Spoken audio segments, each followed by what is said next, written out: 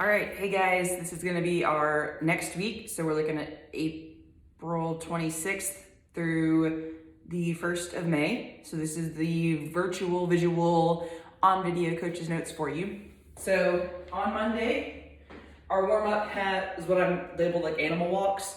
So bear crawl, crab walk, duck walks, inchworms with some jumping jacks and burpees. So that's just trying to loosen up shoulders and hips and get them moving before the snatches.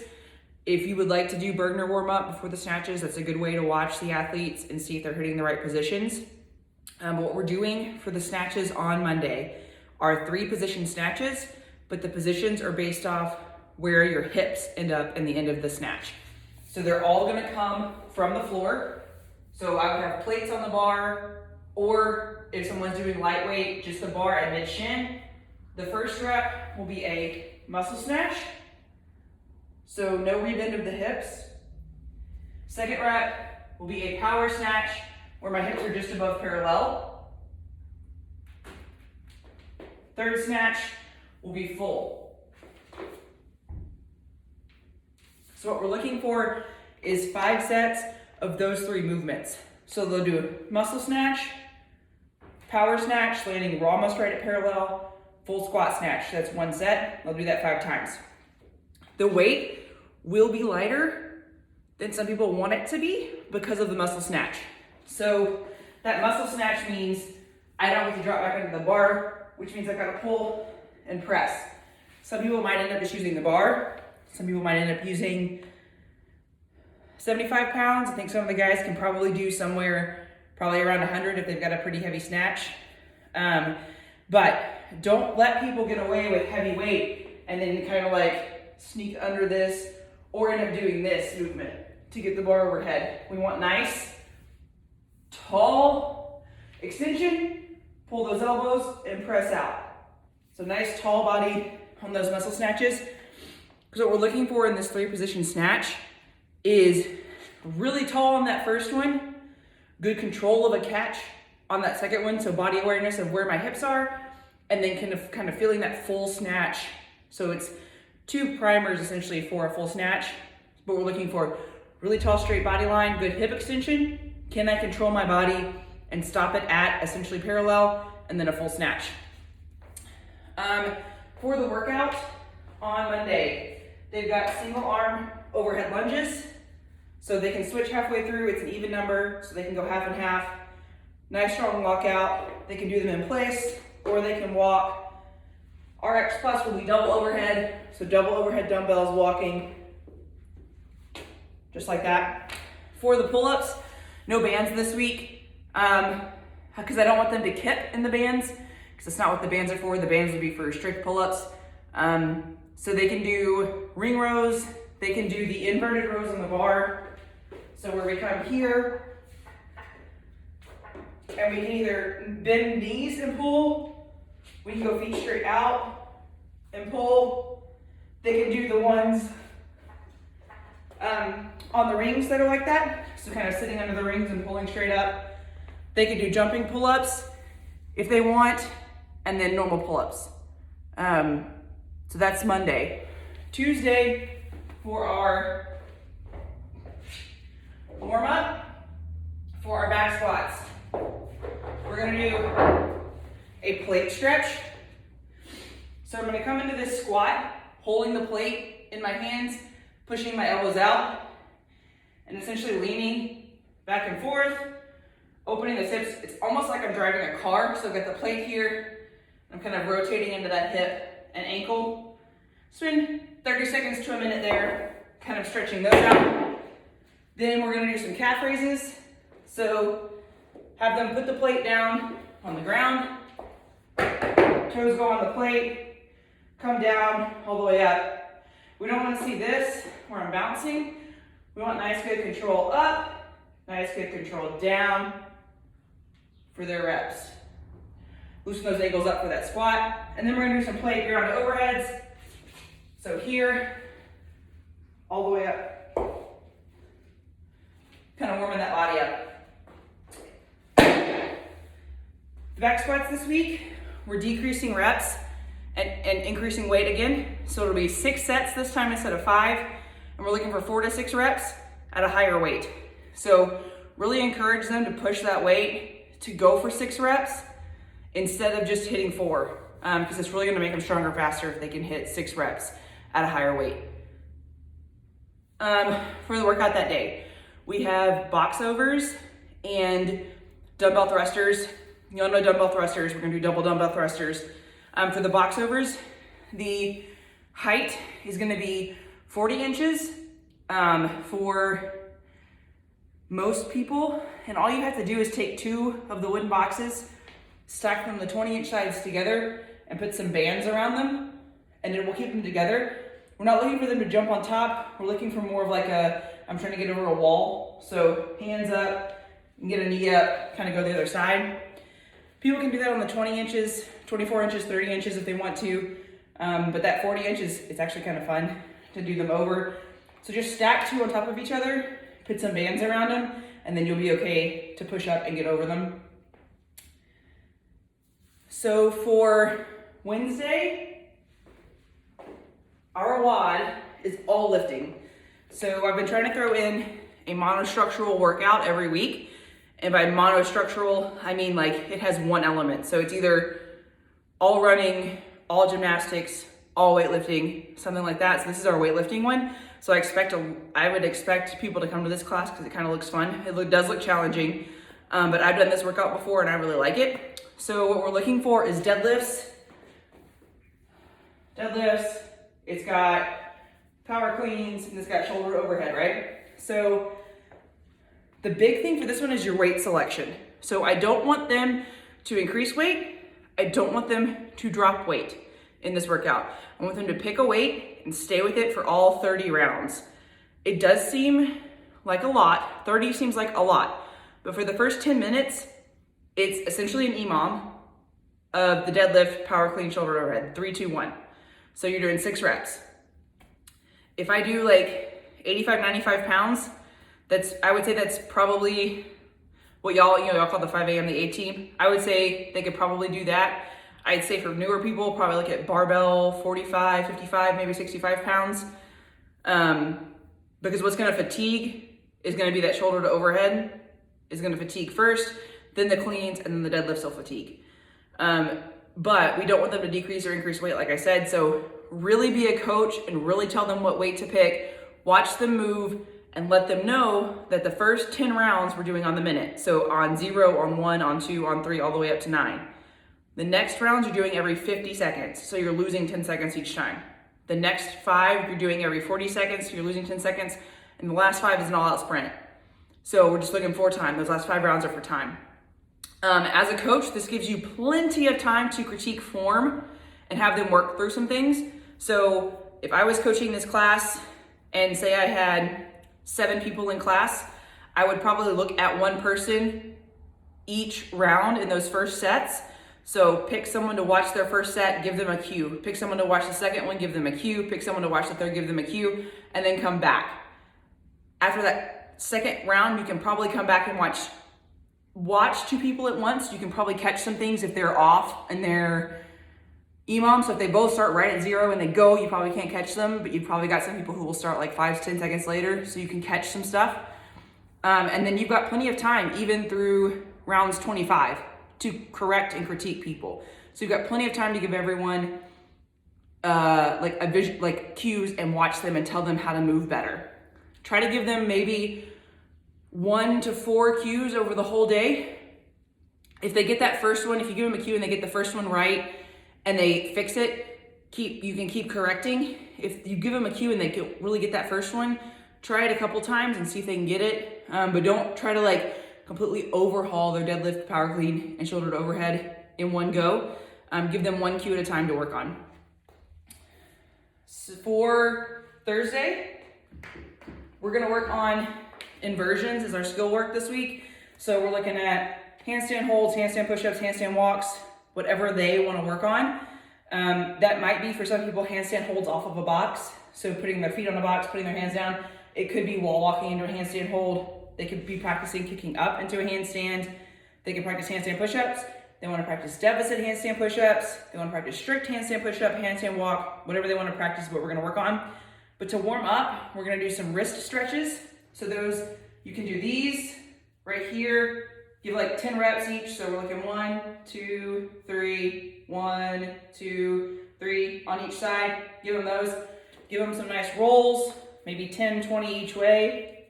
Get those wrists loose. Go to the floor and have them hold about 30 seconds where they lean forward, stretching those wrists. Sorry, I went on the screen a little bit. Stretching those wrists this way. Have them do about 30 seconds stretching this way.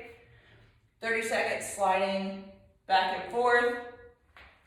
Have them do 30 seconds where they put their fist down, thumb around the outside like you were gonna punch someone, and have them go open hand, fist, open hand, fist. Really get those wrists warmed up. That'll actually help warm up your elbows as well. Give them, 10 reps, 30 seconds, kind of move through those, get everything open. Because what we're gonna do next are body tighteners. So what those are, we're gonna pretend that this is a wall in front of me. So you'll go to the wall. You can see that, okay. Pretend the wall is right here in front of me. They're gonna go to the wall. They're gonna put their hands against the wall, straight out like they were gonna be in a handstand. And what you're gonna do is tell them go. And they're going to tighten everything up, squeeze the butt, squeeze the legs, squeeze the abs, tuck those hips under, shoulders, press, press, press, press. Get really, really tight in that nice hollow handstand position on the floor for about 10 seconds. Let them rest 10 seconds, call it again. So that's really teaching them in a non-threatening, I'm not gonna fall over way, how to get really, really, really tight in this nice pressed out position, hollow position, butt tucked under, quads, everything is squeezed. Make sure their feet stay together and that they really, really, really press. You'll do body tighteners, and then you're gonna do a plate warm up for the wrists and the shoulders. So when we're in a handstand, we have 2 ways to make adjustments. We have our shoulders, and then we have our fingertips and wrists. So what this is working on is both of those. Again, in a non-threatening, I'm not gonna fall over way. You're gonna put the plate overhead, hands on the edge of the plate, like my pinkies are on the edge of the plate, not off the plate, but on the edge of the plate.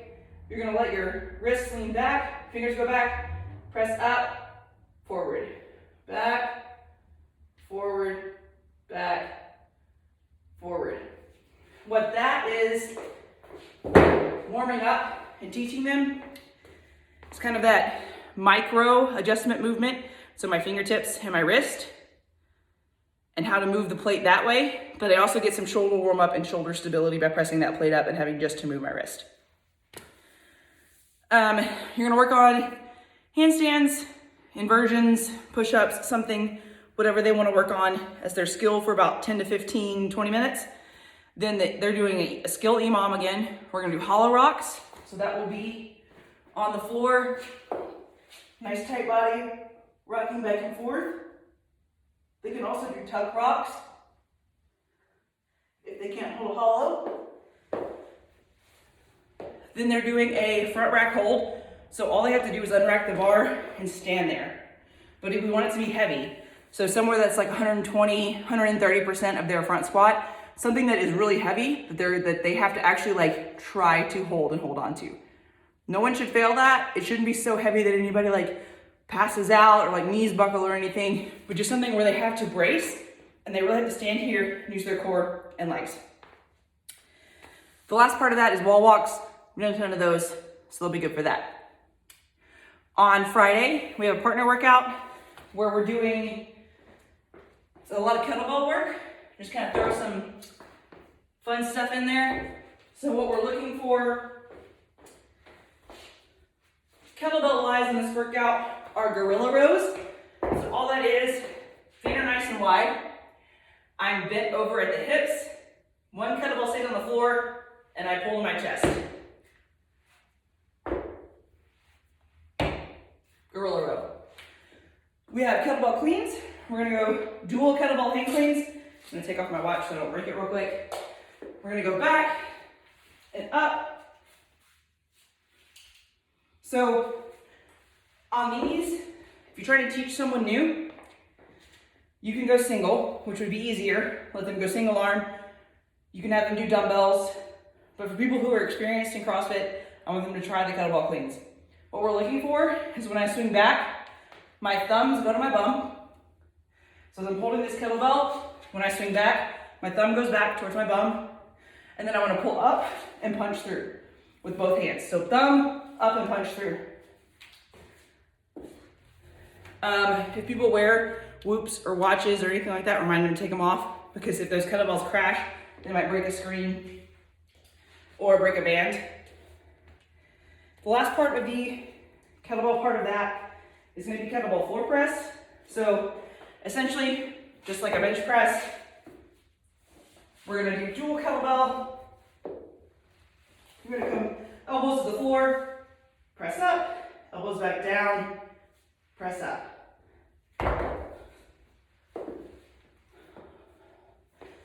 All right, last day of Saturday. It is a partner workout again on Saturday. And how this will work is there are 6-minute AMRAPs with a 1-minute rest in between. Each time a 6-minute AMRAP starts, they do a 200-meter farmer carry buy-in. So both of them will walk, run, jog with one dumbbell or kettlebell each to the 100-meter mark, turn around for 200 meters. So they're both doing 200 meters together. Then we're going into the partner AMRAP, where we have single arm double press, American kettlebell swings, and air squats. They can split that up however they want to. If they want to do one round, one, they can. There's 5 and 15, so they're not even numbers. So they could split them in half if they wanted to. I would have them go one round. So single arm double press. I know Street Parking likes the double press. I don't know if I've actually seen us do them recently, but we're looking at one dumbbell. We'll do burpee, up, and essentially dumbbell snatch. But we're just looking at one arm this time, not making them do double dumbbell snatches, because we've done a lot of double arm overhead stuff this week. And I think that's it for this week. Some notes. Try to give a good whiteboard talk, especially the stimulus. I think people still think that stimulus is always go, fast, do it as heavy as I can. It's not always the stimulus. If there's rest periods built in, please make them do the whole rest period. There are reasons rest periods are different times because of energy systems in your body. We can talk about that more if you want to learn more about that. But essentially, when we use those sprint muscles, they take a long time to gain all that energy back. So if we're doing sprints, we don't want to just do a sprint, catch our breath, do a sprint, catch our breath. We want to wait the amount of time that's programmed to then sprint again. I don't believe there's any weird scoring this week. I think Saturday is the only one that does reps per round. So you have 3 score entries. Everything else is normal. There's no accessories or successories or extras this week. I'm kind of giving it a reset week. I've noticed we haven't really been doing those with everybody. Those are very important for joint health and stability and learning body control. So I'm going to give it a week without them, and we'll put them back in next week. So we really need to focus on making time in our class schedules to get those done. Other than that, keep coaching, keep gaining the trust of your athletes by saying, hey, I would like you to try it doing it this way. Instead of just letting them say like, no, I'm gonna do RX plus, or no, I'm gonna do this weight. Say like, hey, can you just try this for me? Can you please do it this way? I would like you to do it right. I don't want you to get hurt. Really coach, really use your coaching skills, use your personal, interpersonal skills to get them to be their best self. For a lot of people in this gym, that's gonna mean slowing down and lowering the weight. I know there are some people that are really tough to coach, but I know you can break through that, and I know you can really get them to do what, as coaches, we need them to do to keep them happy and healthy. Have fun.